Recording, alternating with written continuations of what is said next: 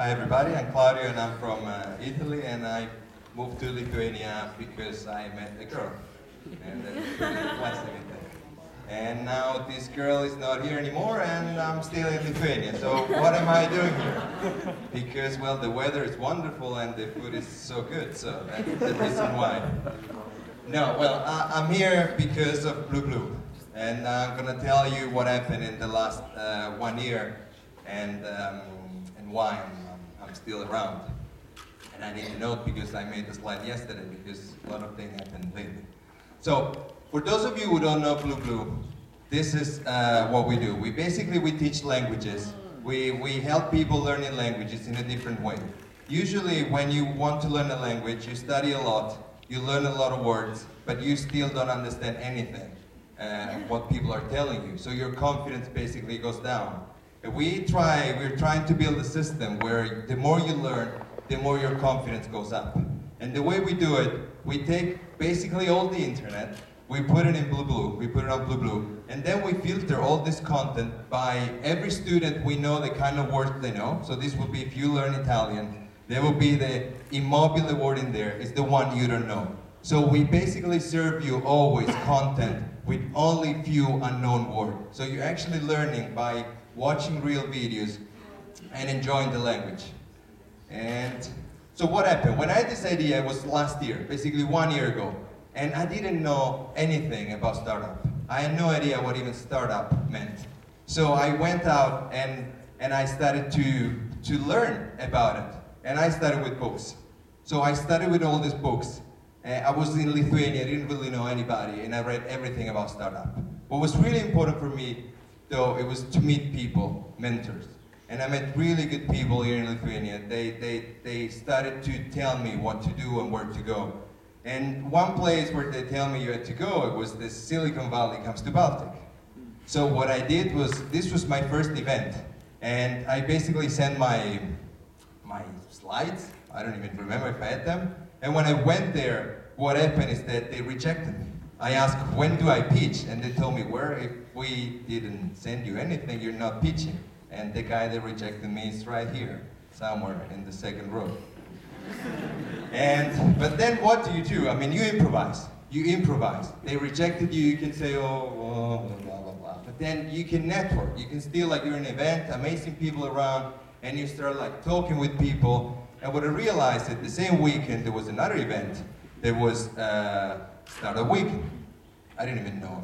I was totally new to this world. So I applied. I didn't have a slide. I didn't have a deck.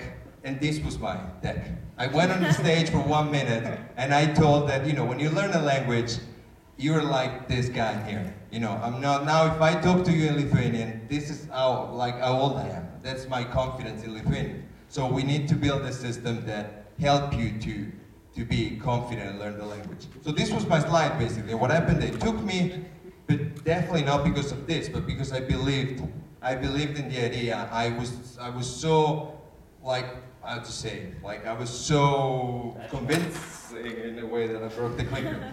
And that's the passion, by the way, So they picked me and we managed to win.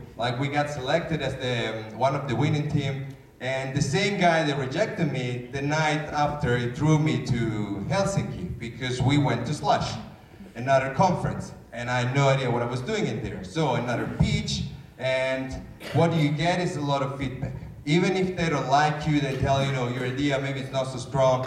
What you need to do is really listen, because every critic is just so important to refine what you're gonna create. And I came home, I came back to Lithuania from Finland with a lot of business cards. That's what happens when you go to conferences. The one important thing is just write down what you spoke about with this person and follow up.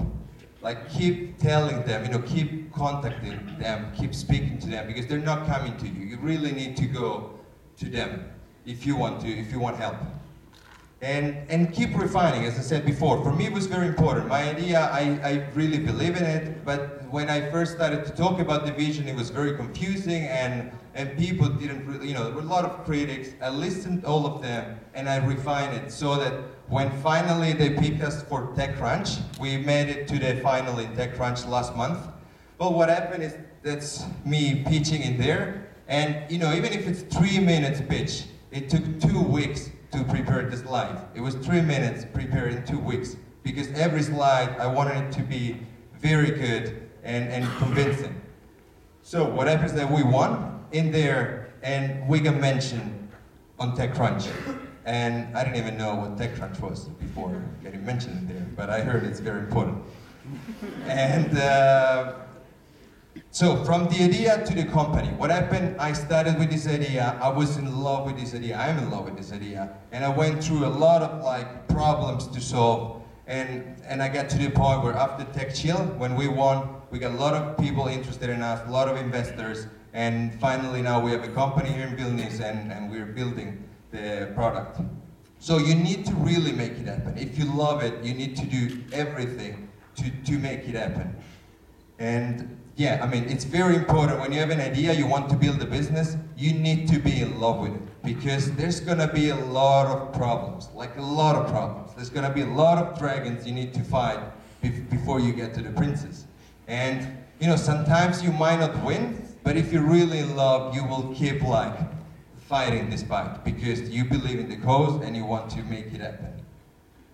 So thank you very much.